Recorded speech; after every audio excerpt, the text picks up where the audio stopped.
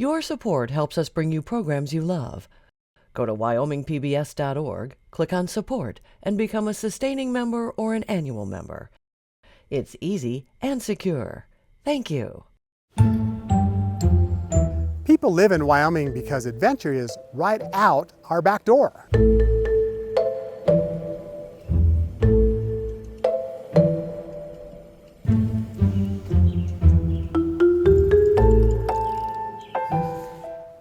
Our interview with adventurist and artist Zach Even, next on Wyoming Chronicle.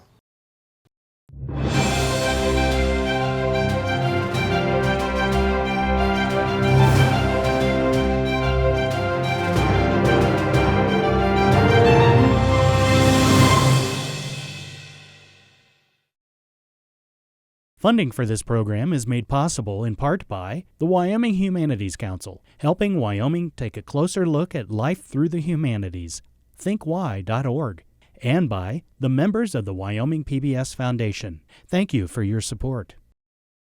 And as we begin this Wyoming Chronicle, I'm pleased to be joined by my good friend Zach Even. Zach, welcome to Wyoming Chronicle. Thanks, Craig. Happy to be here.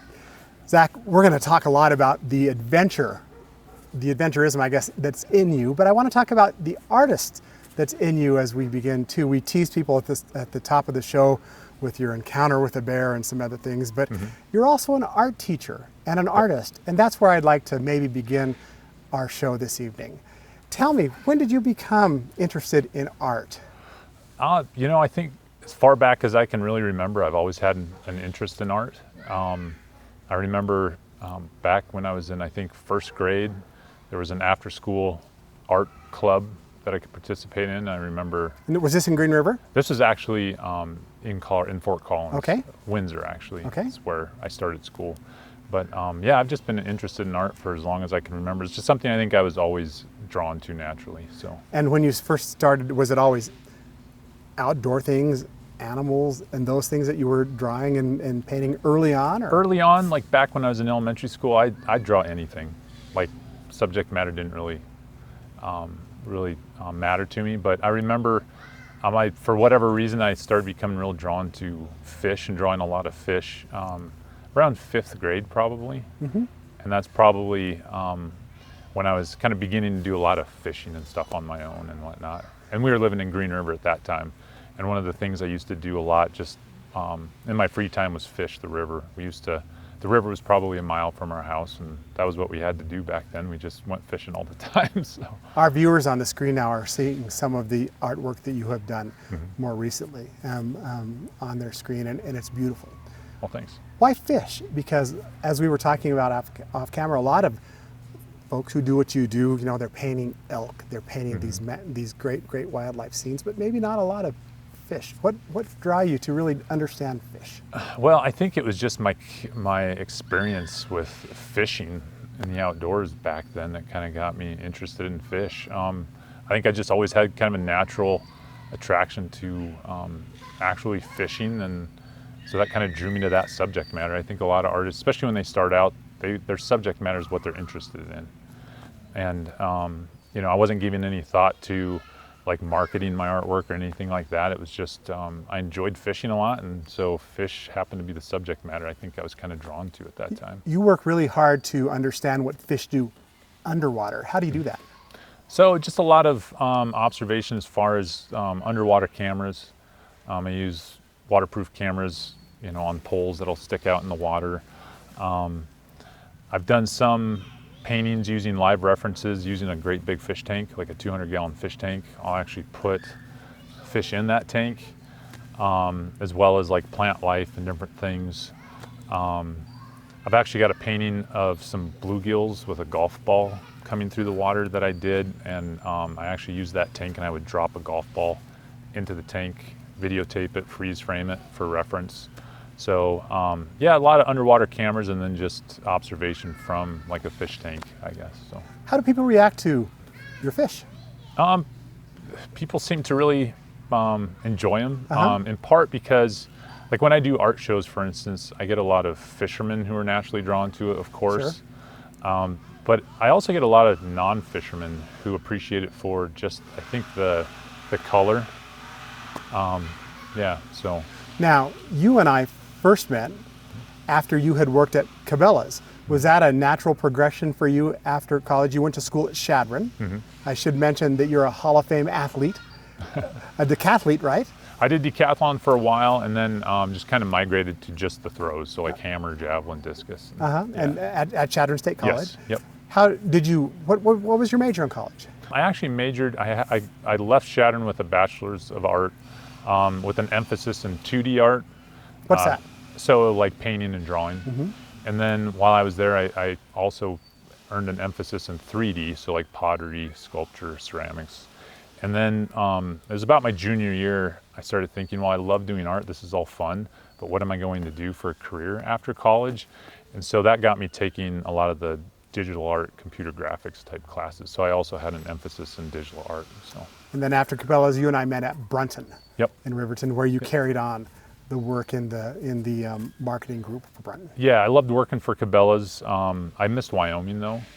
I just missed the access to the public spaces, and I just missed the mountains, and I missed Wyoming after growing up in Green River. And so we took the opportunity to move back to Wyoming and started working for Brunton with you. And then a career change for you, Zach. You now teach art. Yeah. So I teach art here at Lander Valley High School. That transition came about mostly because my wife and I, it's really important where we live and where we're going to raise our kids. And I think it would have been maybe an easier route, a safer route, just to go find another job elsewhere in the outdoor industry. But there's not a lot of jobs in the outdoor industry doing graphic design work like what I was doing in Wyoming, especially in small towns. So in order to stay in a small town in Wyoming, I just decided to make the career change and pursue teaching. So your work in art, your work in the outdoors, you've had mentors along the way who have allowed you now to become very an expert archer, an expert hunter. Who have you looked to? Who have really given you guidance to help you now? Well, growing up, single mom at home, we didn't get to see my dad as much as we would have liked maybe, but my dad, he'd take us out fishing and stuff and kind of expose us to that. But, he wasn't always around, he wasn't always there, he lived in another state. And so there were a number of people around Green River that I owe a lot to. One of those people is Rudy Gunner. He was my mentor and my art teacher at Green River High School. He loved the outdoors, and he really expressed that love for the outdoors with me, and shared a lot of experiences and kind of helped grow my interest in the outdoors and for wildlife. He was a great wildlife artist. We had a neighbor named Mr. Beaver, and I used to mow his lawn. And this was when I was pretty young, and I couldn't drive.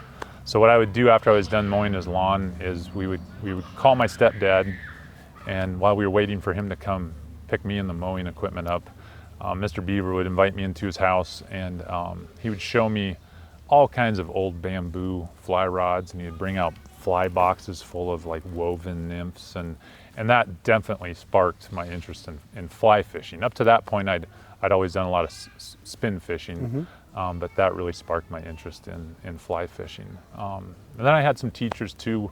Bill Welsh, he was an English teacher in middle school, and he actually taught like an outdoor lifestyle type class where we'd sit and watch outdoor shows.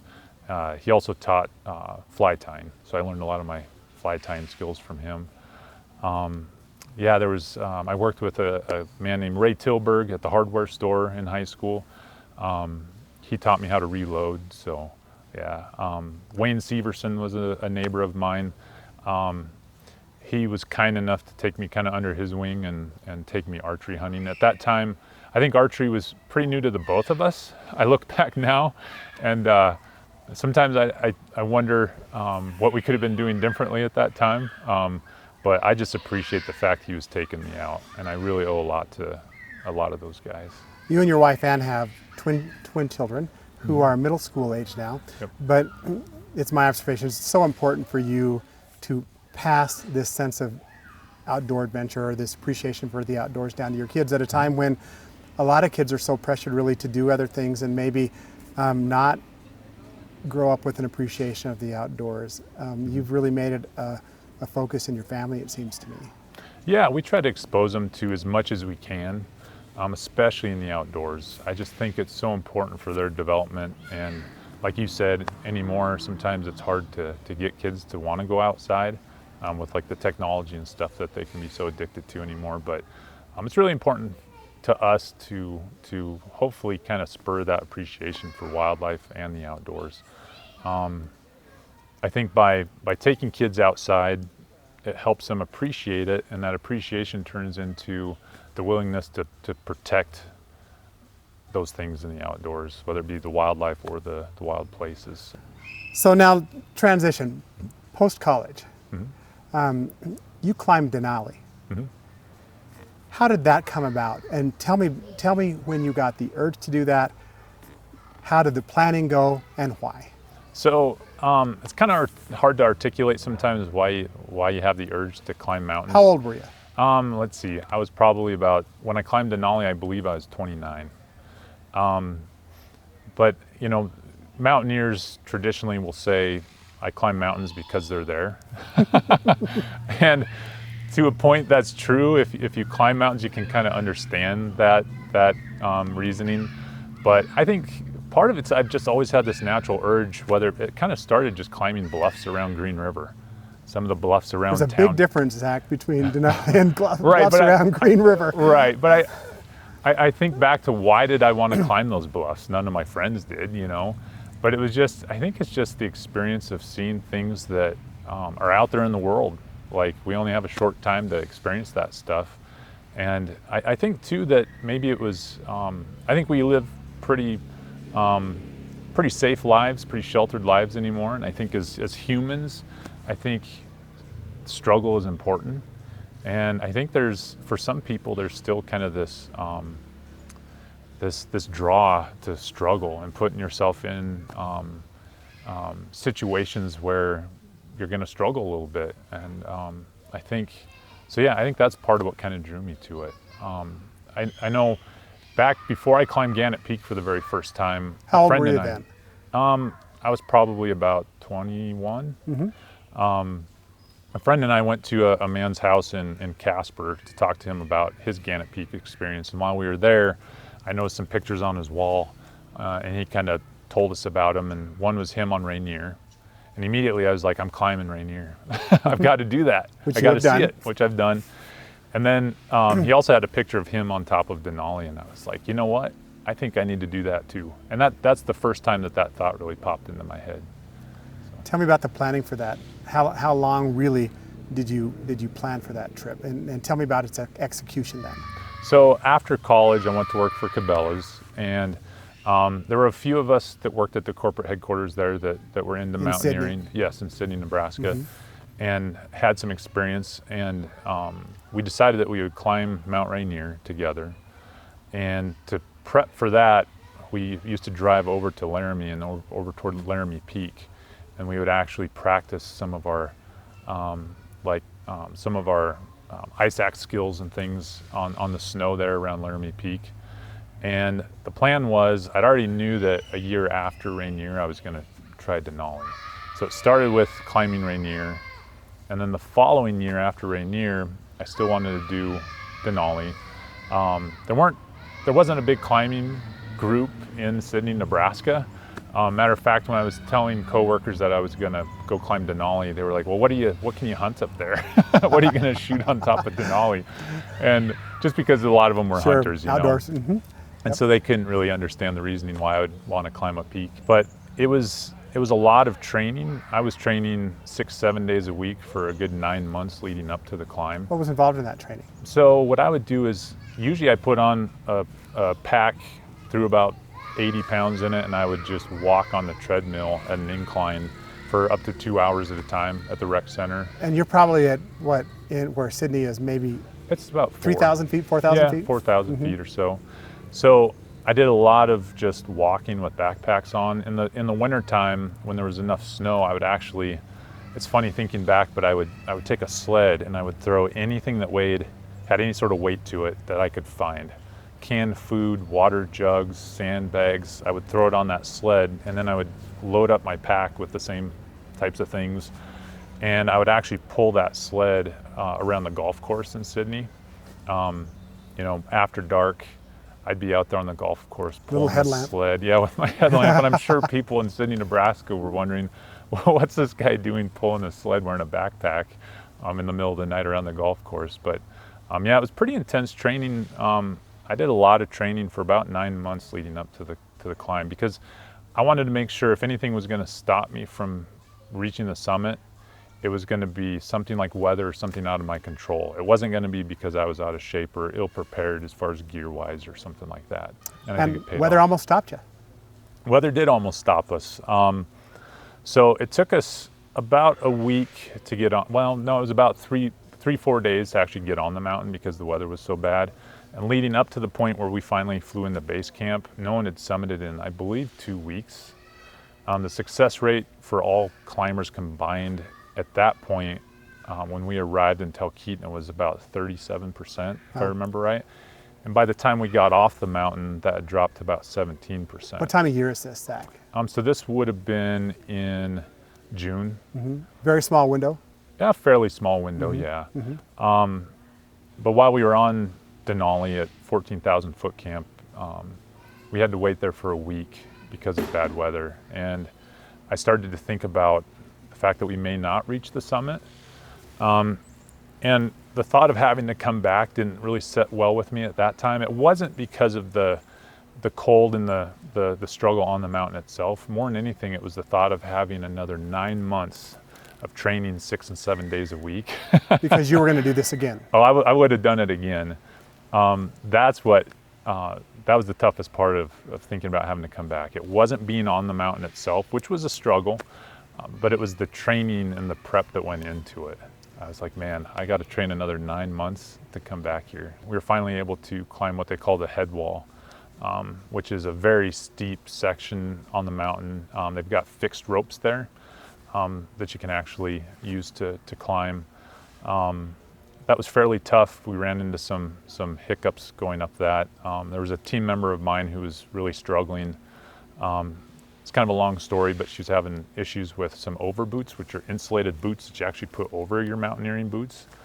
Those were coming off of her feet, and yeah, I had to climb up and help her with that situation, and both of us ended up with frostbite and frost nip on our fingers and whatever, but we made that through it, or we made our way through that situation, made it to high camp, which is just over 17,000 foot.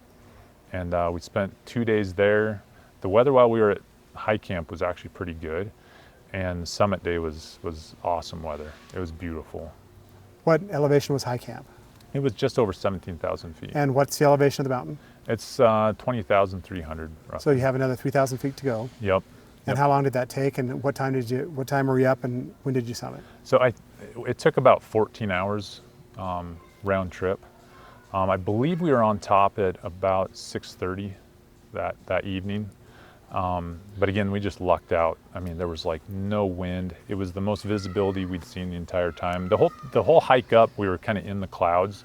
We were battling bad weather. So 2 weeks before we summited, no one had summited. There was a 2-week window there where no one had summited because of the weather. There were also no flights going out of base camp because of the weather for people trying to get on or off the mountain. So we just hit that window just perfect. And it was a beautiful bluebird day, no wind, which was pretty rare. There was a ranger that mentioned he hadn't seen a day like that near the summit for 20 years. So after waiting around at 14,000 foot camp for a week, it kind of paid off with some really nice weather up high. So what did you think about when you were on the summit? I thought a lot about friends and family and the kind of the support system I had around me. It was just kind of overwhelming that something I was questioning whether or not it was going to happen, it actually happened. Just the view from up there was spectacular as well. There were some pretty sketchy spots on the way. There were some areas where if you were to slip, you'd have 2,000-3,000 foot worth of tumbling and falling to do before you stopped. So there were some sketchy spots, but yeah, up on top I was just extremely grateful for finally getting up there. And also in the back of my mind, I was also thinking about it's not over until you're down. So, so I was thinking about some of that too.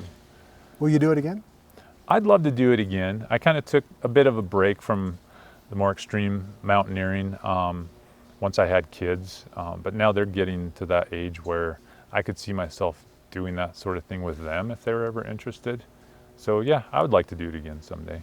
And you're now a prolific hunter, and it comes to my mind, has that sense of adventure taken the place of things like Denali Yeah, I and think Mount so. Rainier? Although you climbed Gannett Peak this summer with your family?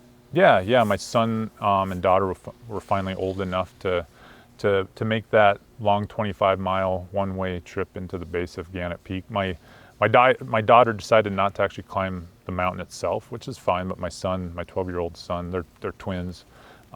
He decided to go up the mountain with me. So, as well as a friend from Nebraska who had never done anything like that before. So that was really fun to experience that with two people who had never done anything like that in their lives. It was pretty cool to do. But like you'd mentioned, hunting kind of took place of some of that mountaineering. It's hard for me to be away from my family more than anything. It's not so much the danger of being on these mountains that deters me from doing it, but I don't like being away from my family for that extended period of time. And some of my hunting and local adventures kind of took place of the mountaineering for a while. All right, Zach, our viewers right now are watching you like they did at the top of the show about, 7-8 feet away from a bear. Mm-hmm. You can see it. You're not sure whether it sees you. To me, that's as equally as scary as that 3,000-foot drop that you were talking about just a moment ago. Right. What's going through your mind then?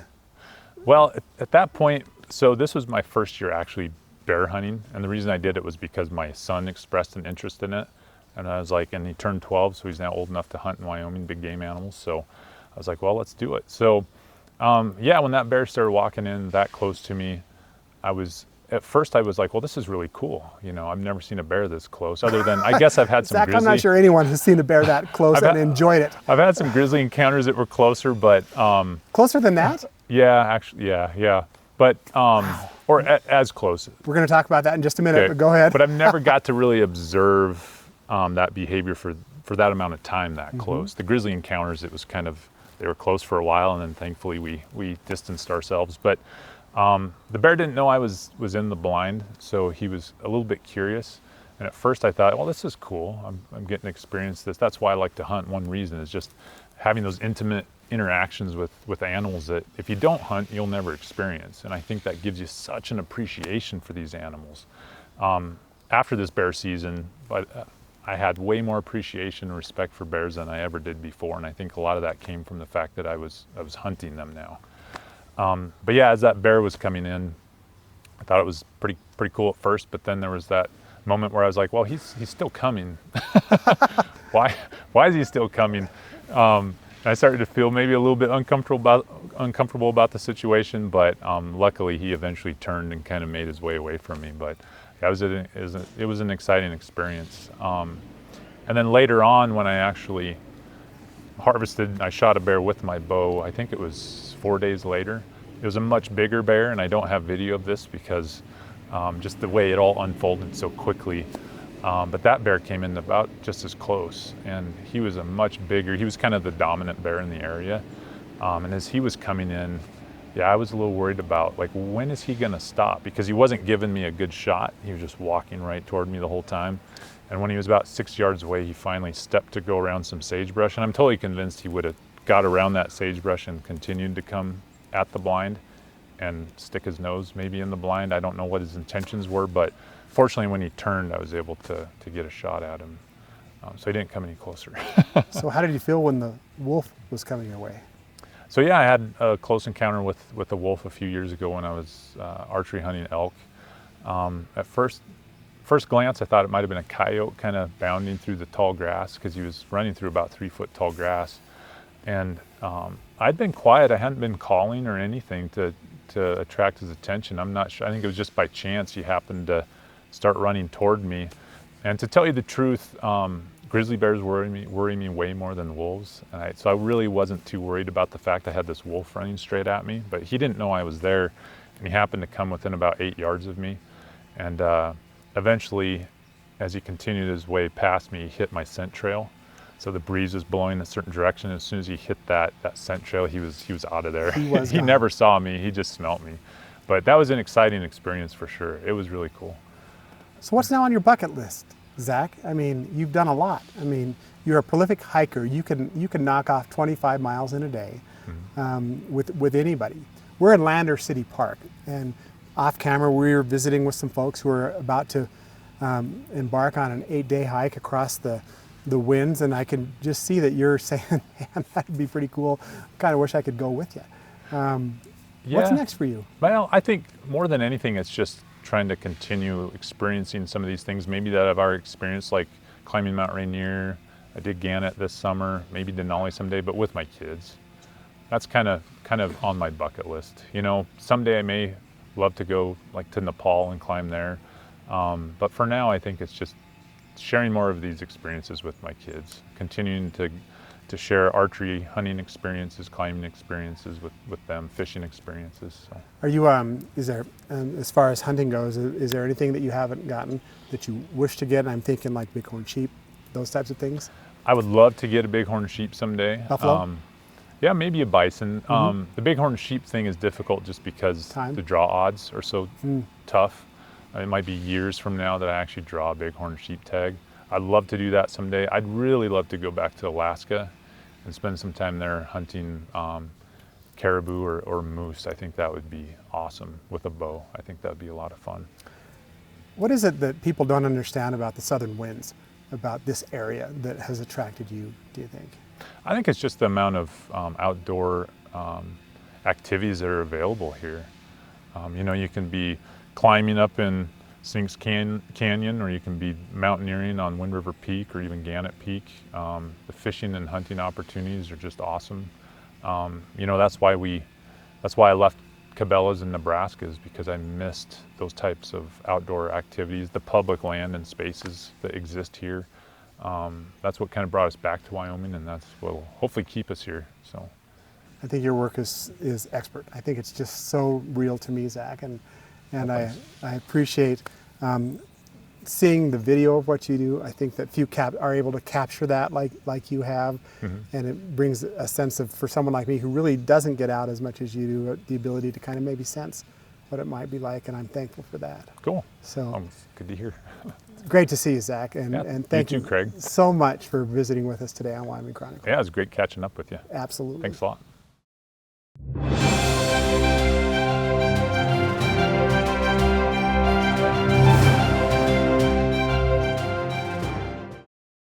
Funding for this program is made possible in part by the Wyoming Humanities Council, helping Wyoming take a closer look at life through the humanities, thinkwhy.org, and by the members of the Wyoming PBS Foundation. Thank you for your support.